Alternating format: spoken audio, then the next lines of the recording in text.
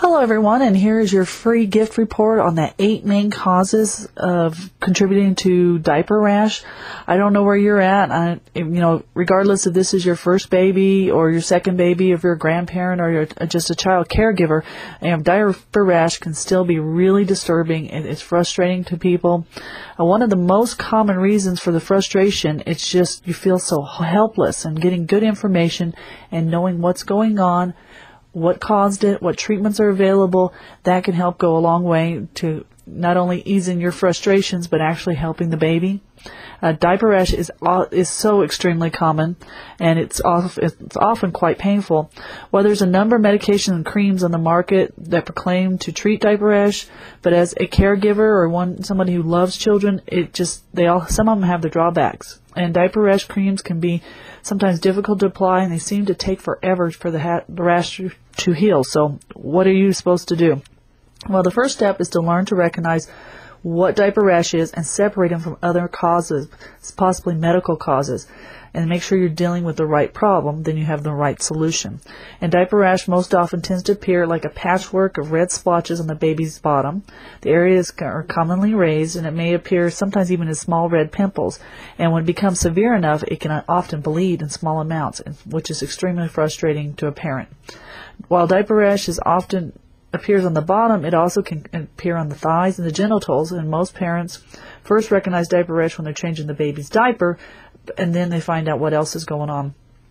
Babies are usually uncomfortable being changed or frustrated. They might be crying. They might also be having a fever. So knowing all the symptoms and all the information will help you be better informed in deciding what treatment and what steps are important for your child. There's a wide variety of different treatments, and they can bring relief to diaper rash, as well as many ways for you to help reduce the chances of the diaper rash appearing in the first place. But in some instances, the situation may not be diaper rash at all. For instance, one of the things we'll be talking about is common is yeast infections, and they often get confused with diaper rash. And yeast infections is a redness, but it usually spreads down the leg, and it can go as far down to where the baby's bend of the knees is. They're usually red and really shiny in appearance. If the rash appears and you've tried the traditional diaper rash ointments with no results, then it might be time to talk to your physician about this. He or she can help prescribe sometimes an antifungal agent, which will need to be applied, and it usually takes several days to a week for that to go along. But anytime your baby has a rash and has a fever and it appears to be spreading, always contact your physician. So let's go through and talk about the major causes of diaper rash. And the best way, again, to understand and treat them is to know what they are in the first place. And diaper rash is a huge term, and it takes on a lot of things. It is not necessarily diaper rash. It has a lot of medical conditions. So knowing what you're dealing with. Like the first major cause is chafing, and it's commonly just a frictional rash from being irritated. It is the most common kind. It appears as a redness when the diaper rubs against the bare skin, or if they're really sensitive along their legs and thighs, or even along the belly button. And it can appear on their baby's bottom, and also, again, the genital areas. This type of diaper rash tends to come and go. It gets frustrating for parents because you think just when you have it under control, it disappears. So it's really, really frustrating. Another type of diaper rash is a dermatitis, and it's also, commonly known as a cradle cap, and most parents don't recognize that cradle cap can also extend not only from just the scalp but other parts of the body. And it commonly appears a deep red and often has scales, and sometimes they're a little bit yellowish.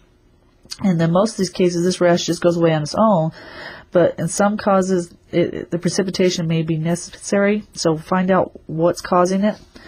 Another common irritant is impetigo, and this can occur anywhere in the body. And this is a actual bacterial infection, and is usually caused by a bacteria called streptococci.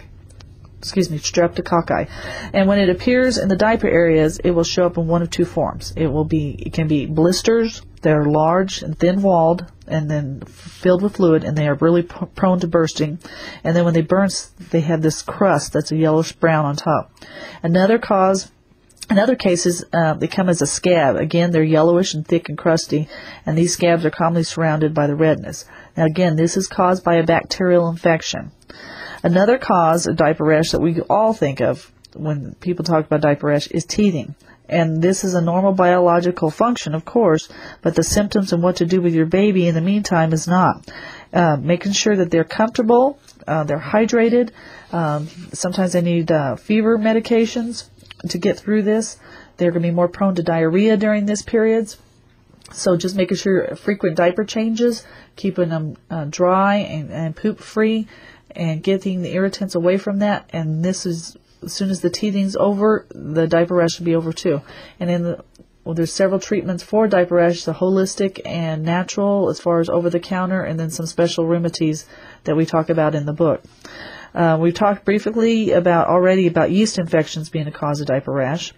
And boys are just as susceptible as girls in this, and it tends to get down also in the creases of the skin between the thigh and the abdomen, and they can spread. So this is something that needs to be taken seriously and usually involves some type of medical intervention, so make sure you talk to your doctor.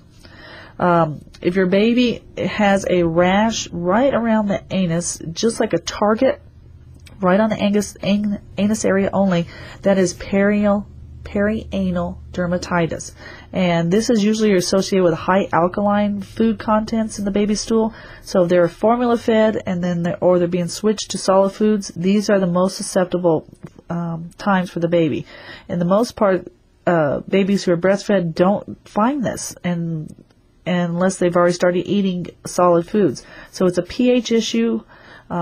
It's part of adjusting to the new diets, again, keeping them comfortable during these stages and the treatments to handling that. And it can be anywhere from mild to severe form.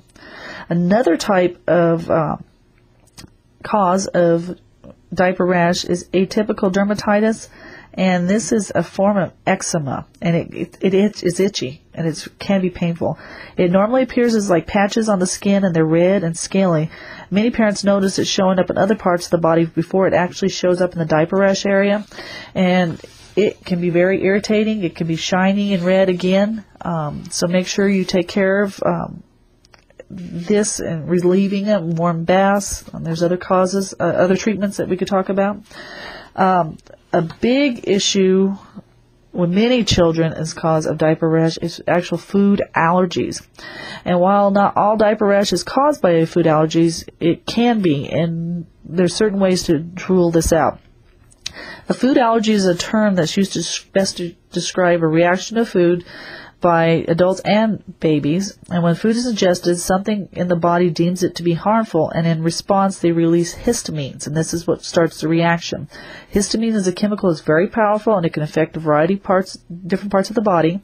It can affect the heart, the cardiovascular system, as well as the GI tract.